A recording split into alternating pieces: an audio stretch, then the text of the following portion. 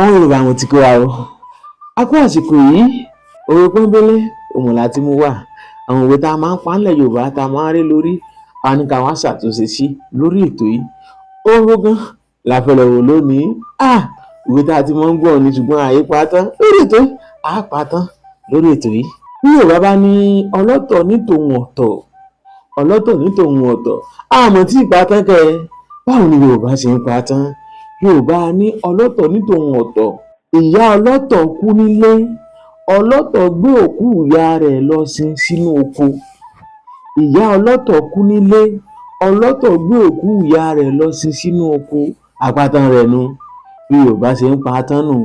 Ọmọ Yorùbá ni mí, ọmọ Yorùbá níran mi. Ìbà Fólúwèjìrẹ lórúkọ mi. Ẹjọ́ ìbá ń pín káàkiri. Aṣáwó ò ní parun, aṣáwó ò ní rẹ̀ dànù, aṣáwó ò ní dìmẹ́rí. Yorùbá náà dùn kódà ó dùn bí àgbáyé.